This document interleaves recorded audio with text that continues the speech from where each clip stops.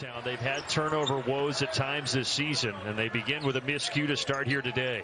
UConn offensively going to play inside out. Really important for them to move the ball side to side and get some reversals to make Georgetown's defense collapse.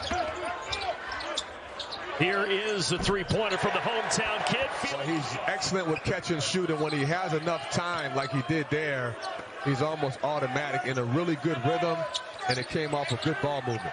Hawkins' last 3 games all over 20 points. First time in his career he's had 3 consecutive 20-point performances.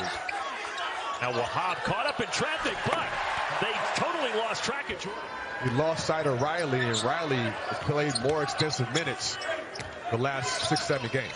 He had an ankle injury earlier in the year, but now 100%, and that one is 100%. He's got to play well. He's struggled from 3 the last 6 games, just 3 of 18, so good sign for him to get on the board early from deep.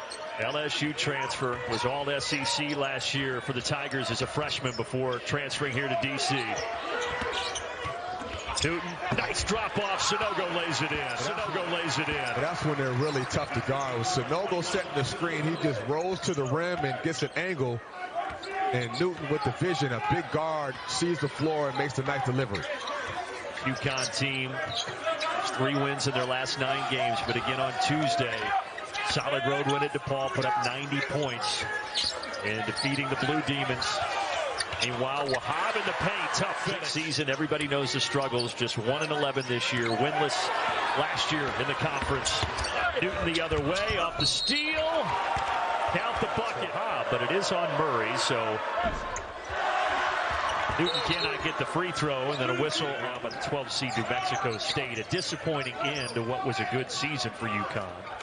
And that's the next step for them, is they don't want to just get to the tournament. They want to stay in the tournament, and they want to get to that next round and, you know what it feels to play in that second weekend than just 1 game. Well, 3-point shooting is key for them if they're going to do that. They got the 3 by Newton. Now Newton gets the steal and the lob. He's gotten better over the last summer. Just improved his game. His confidence went out to L.A., worked out with some pros at the CP3 camp, and came back with a different kind of confidence, Jordan Hawkins, and knew that he was going to be asked to do a lot more this year in scoring the ball. Inside, strong. Has not been really effective.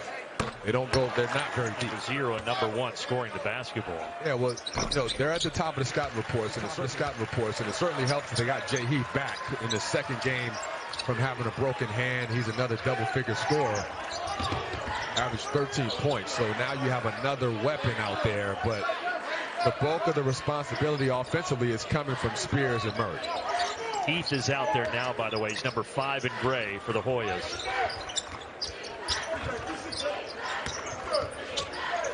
Newton from NBA range, and Tristan Newton. As far as today is concerned, his biggest concern is consistency and not just being so dependent on Spears and Murray. Someone else has got to step up and take some pressure off those 2. Of course, everybody remembers a couple years ago when they were at the bottom of the league and then all of a sudden won 4 games in 4 days to get into the NCAA tournament. Great pass inside. It's their last 6 shots from the field. Trying to change that with a left hand. No, but as a whirl. Here he is. He's got 5 so far.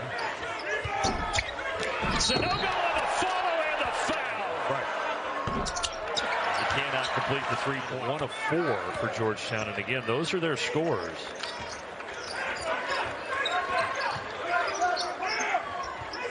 Here's the action they like to set with Sanogo setting a number of screens.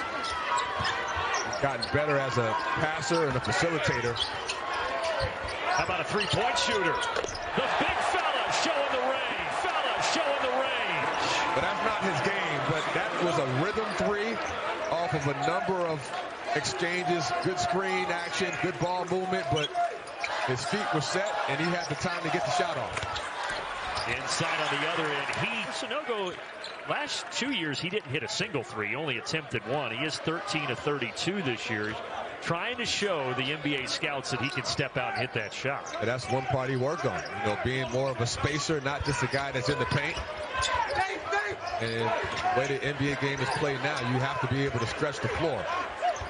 Good ball movement. Calcaterra, he is a 3-point shooter, and he buries. Just take care of the ball, then That would eliminate a lot of problems. They have not been able to get a string of possessions where they can get a shot up because they've been turning the ball over so much. Spears inside, and as the world just fumbled it. Murray, though, able to put it on Payne. Blocked. As the world with a rejection. Heath, stop and pop. Got it. Their transition game, and Jay Heath has given them a nice lift as another score, which we talked about is so important for this Georgetown team. His second game back after missing 8 with a finger injury that he had surgery on that left hand. Hawkins gets it to go down. Gets it to go down. Hawkins so tough because he can get the ball and make plays at all 3 levels. But Spears a little out of control, but he keeps the dribble. Bryson Mozone in the game. His first shot, and it goes down. You see the fouls right now at 6-2, and you kind of hit on it, but this has been an issue for UConn. They're near the bottom of the country in most fouls per game. Yeah, and that's one of their issues. I mean, defensively, they are very good. You know, 3-point field goal percentage defense in the 20s, only giving up 65 points. Newton finding Hawkins. Hawkins, too much. Trying to push tempo off the miss, and another turnover. Almost. Somehow, it came right back to Jay. Which is why he is matched up on Spears.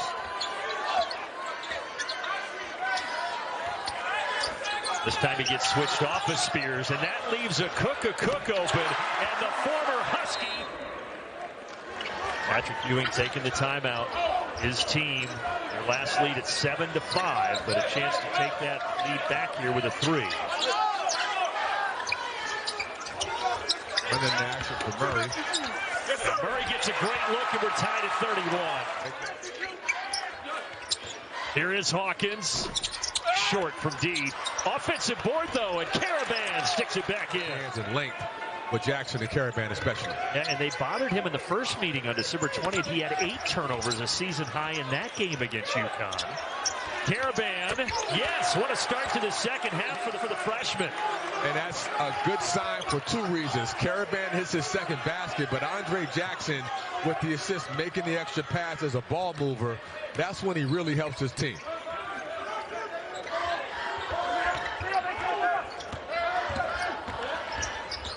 Murray off the glass.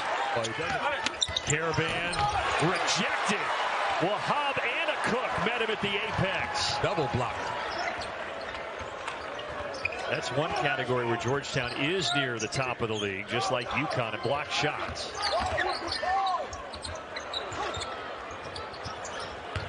Shot fake for Murray, lets it fly, got it. 3 of the game, and he knew that Jackson was going to bite on the fake, so he used a nice shot fake to get him in the air and create some space. A little 5-0 run by Murray to tie us back up. Lob up top on the baseline, Andre Jackson. Assist again. This time Murray offline, and it's Jackson with a rebound, a 5-on-4 here. Newton, yes. He said, look, we love this kid. He means so much to our team, his heart, his energy. And when he struggles, the whole team feels his pain. And offensively, he's lacked some confidence. But today could be a breakout because he's starting to get back to doing the things he does well, which is more than just scoring. He can help them be so good. He's such a difference maker. Here is defending Spears. Wahab finishing. Hawkins, top of the arc. Sanogo trying to clean it up, and he does. And again, that is what you want, to have that balance of inside and outside play. Speaking of outside shooting, Newton can't get that one. Offensive rebound, though, by Hawkins.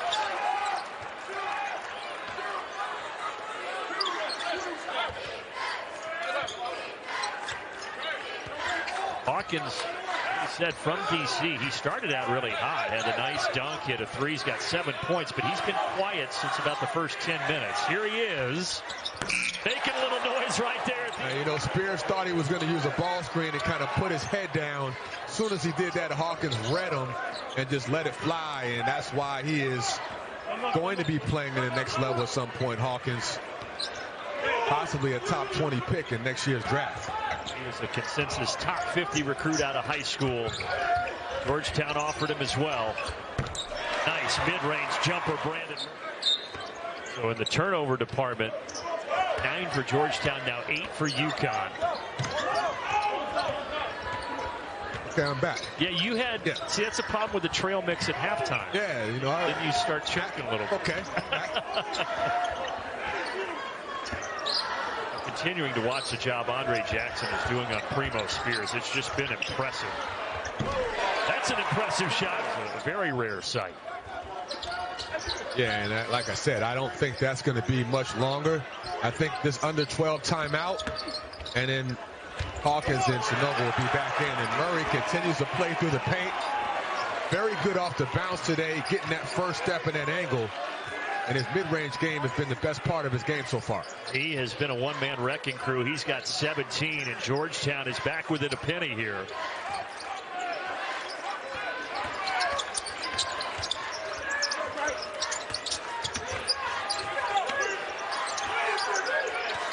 Kristen Newton had the hot hand early. Fading and somehow got it. We'll let you know if there's more outfit changes at school. Aline, his first shot of the game, no. Klingen can't get it. But another offensive rebound. Offensive rebounds is something that UConn excels in. They are one of the best rebounding teams in the league, and offensive rebounds is part of that. And he's got this in his bag, and now he's really starting to show it.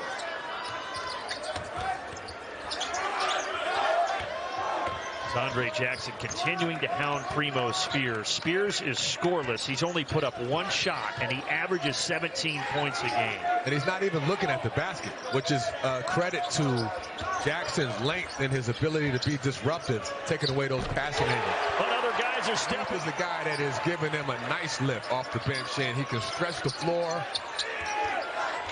and also put the pressure on the defense. He's very good in transition as well, getting downhill.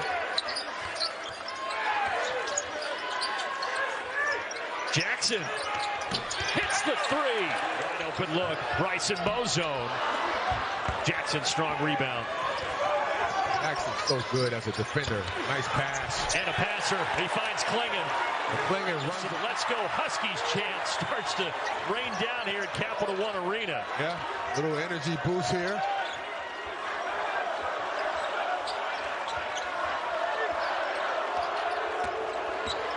Jay Heath getting inside and then bringing it back up top. Dangerous pass.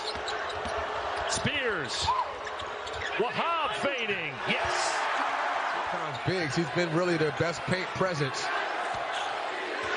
Putting the pressure on them.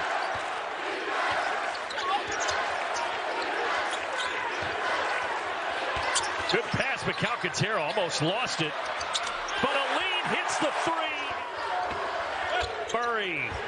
Little hook shot, no. Wahab, yes. Three on the way. Rebound to Spears. And they keep playing through Wahab here. He's got it going. The last two baskets from him. But it's Heat. Stop and pop. He hits it. They can win this game. No Shot clock. At the end of the clock, couldn't get it. Jackson almost had it. Jackson again. Third time's a charm. Well, the second and third effort, you got to love it. And they got what they wanted, although this shot was done, taken late. They got a nice basket in the paint. 72nd all-time meeting between these two programs, and Georgetown has the slightest of margins, leading 36-35. Boy, Jackson nearly got a steal. In the corner, open three. Mozone knocks it down. I don't know, Jackson. And that's his fourth, too. So Jackson now goes to the bench with still almost 5 minutes to play. That was a big call. Georgetown's only lead was 7-5. Murray fouled, and he can give him the lead. Took the contact and finishes a tough shot. And there is the first lead for Georgetown. Here he is. He goes to the paint. Oh, he can't finish. A Foul on the rebound, and that's a bit this year at the line, 63%. And he cannot get They had the pass there, but Sanogo was just right over him, causing Wahab to come up short. On this end, the Huskies won for their last 9. Caravan, though, hits a huge three-point. Another opportunity in the paint. Newton, no, but there's Sanogo. Two-handed hammer. Caravan hit a huge three a moment ago. That one did everything but drop. But the only good thing is they worked some clock and didn't take a quick shot. 1 minute. We're going to go right back to Murray. He's been their best player today offensively. 20 points. Rejected, but a foul. That's what you do when you put the defender on your back and give yourself. But he does get the second. One to Newton. He's had a great game. It's rejected by a Cook, but they keep it out to Caravan. He got it. Caravan. Getting their second road win consecutive, and I think we talked about Andre Jackson and what he means to them. 1-1. And Newton misses the front end, so the door is slightly ajar here for the Hoyas. Riley 3. Can't get it. And Riley 3. Can't get it. And that'll do it. UConn is going to escape. 68-62. They win it in D.C. And they get back above 500.